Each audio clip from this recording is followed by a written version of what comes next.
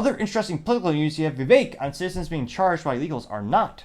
Now, this comes from his X-Twitter profile, and he says, quote, "It's not surprising that a country that now has a two-tiered third world justice system sees third world results like crime waves in our cities and allowing illegal aliens to continue committing crime against innocent Americans.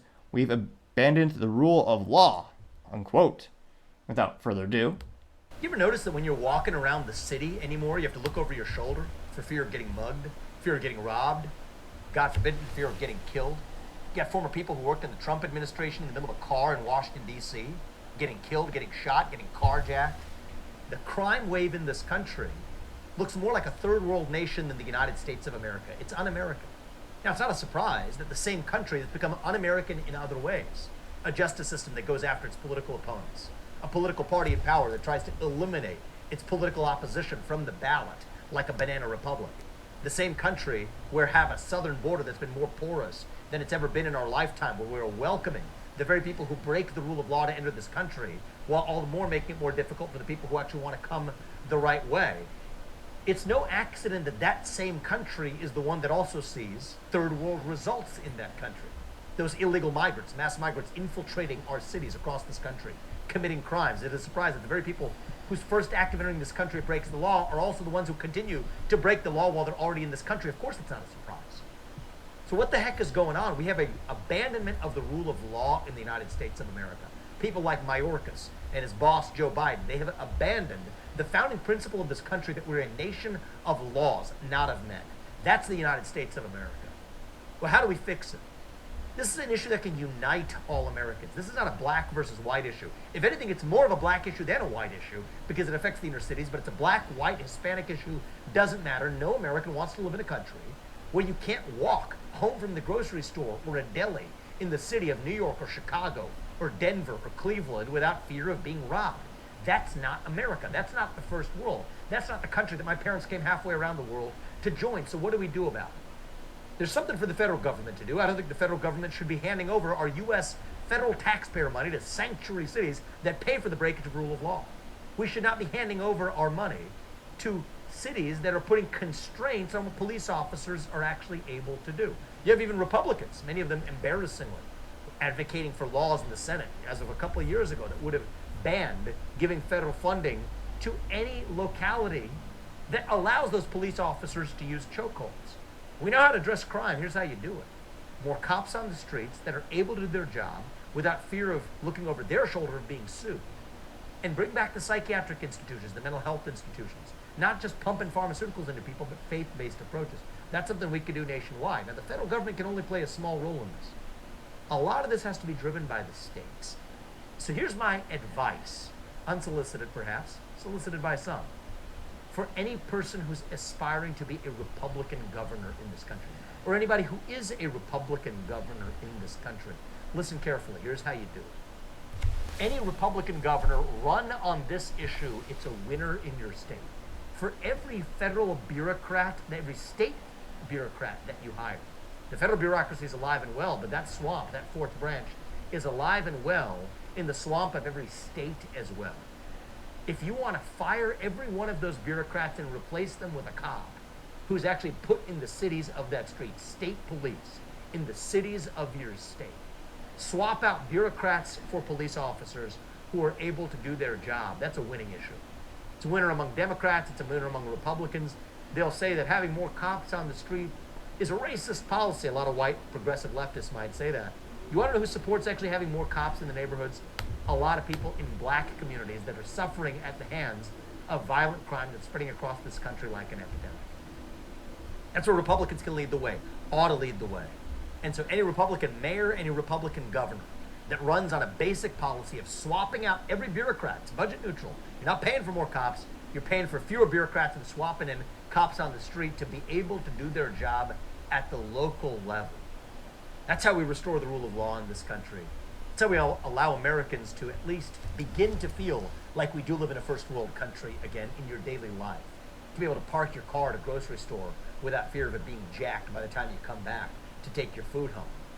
And that's the beginning of rebuilding a country that begins to act like a first world country again, not just in abating violent crime across the country, but also, dare I dream, of a government that doesn't go after its political opponents, a government that doesn't silence its oppressed speech, a government that actually believes in borders, that a nation without borders isn't a nation. That's the first step of how we get there. But those are even more politically contentious. Put that to one side for now. Let's stop the spate of violent crime in this country. That's something every American, regardless of political affiliation, actually supports. And any Republican governor or mayor across this country who runs on that agenda is going to win and win a landslide. Mark my words. Take that, run with it. Let's see what happens in 24 and a couple years after in 26. We're going to have a Republican wave across the country if we have the courage to have leaders with the spine to actually stand for tough on crime policies.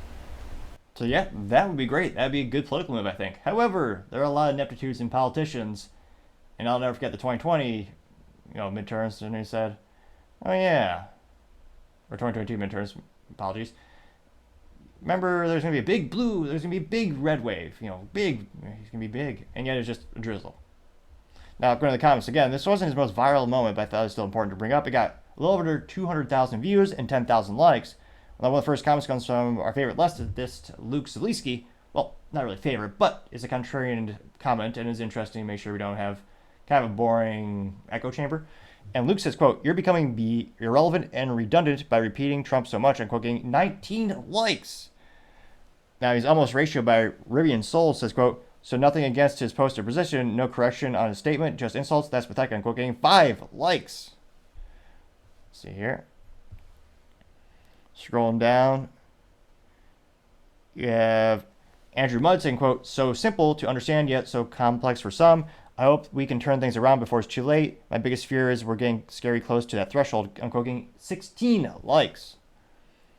Believer Mindset said, quote, "Biden is more worried about Ukraine than our own border. Keep speaking the truth, Vivek," unquote, getting 27 likes. They got about $200 billion in not just cash, but weapons, humanitarian aid, aka like medical supplies, food.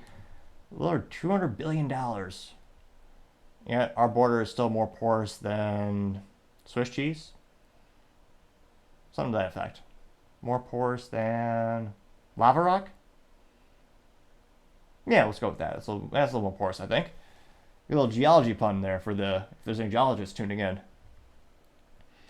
You also have James Lynette saying, quote, "Vivek is mainstreaming some common sense. We need more leaders like Vivek," unquote, getting 80 likes.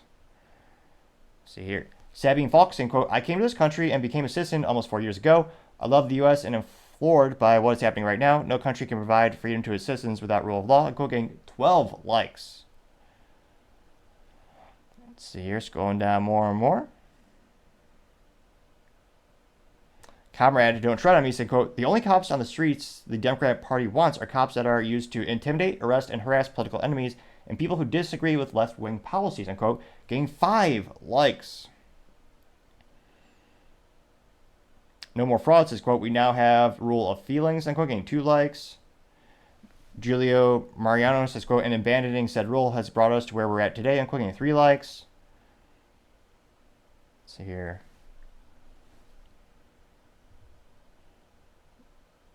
Let's see. Caring. And they have the blue heart or a rainbow emoji. Looks like the Tide logo, but it's blue. And it says, "Vote blue, remove stubborn orange stains." 22,000 followers. This person is a dog lover, resist, science-educated world traveler, veteran, proud dad.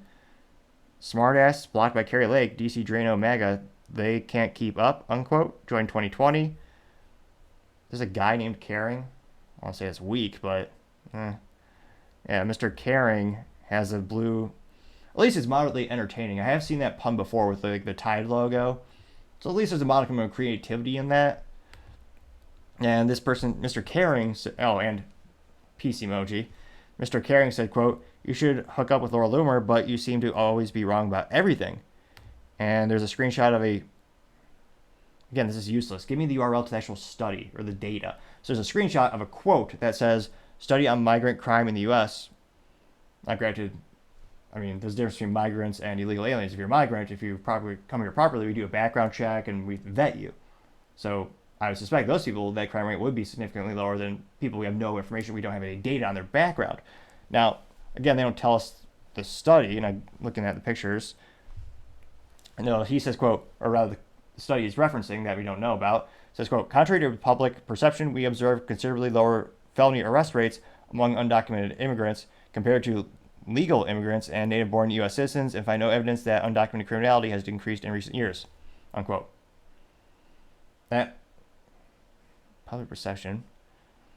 Now, also, there's some states that don't prosecute crime, and some district attorneys that don't prosecute crime. So there are multi-variables in that. And while some might say his comments are mentally vacuous, it did get 2 likes. So again, there are some people who agree with him.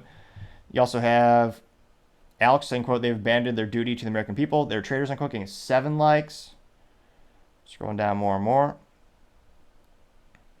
It seems to be overwhelming. Let's see here. Maggie Zhuang says, quote, U.S. is a third world country now, getting 2 likes.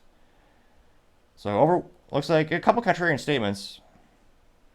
But mostly, we got John Trotta saying Trump Vivek 2024, getting 10 likes. But mostly the sentiment is in support of Vivek. And again, it'll be interesting to see what's his political future. I mean, there's so many rumors. Maybe Trump will pick him. Maybe he won't for VP. Maybe it'll be a cabinet position in some capacity. But let me know. Do you think, I mean, his messaging, he did okay in the Republican primary. Obviously, he didn't win. But the top comments with most responses when he was running was, we like you, but for 2028, not 2024. So let me know. What do you think the future is going to bring for Vivek? Do you think this is a winning message or winning topic, politically speaking? As always, it'll be fascinating to hear what you have to say. Thank you, everyone, for taking the time to tune in today. Again, we're trying to get to 4,000 subscribers by the end of the month, so if you could click that button, I would greatly appreciate it. Also, leaving a thumbs up, a thumbs down, or a comment is a great way to give me some additional feedback, letting me know how I can make the show better and better. Sharing the video is also a great way to help with the magical Rumble and YouTube algorithms. Lastly, don't forget to take the time to tell your family, tell your friends, tell your coworkers, heck, tell your enemies, tell anyone and everyone. Just stay safe, fight the good fight.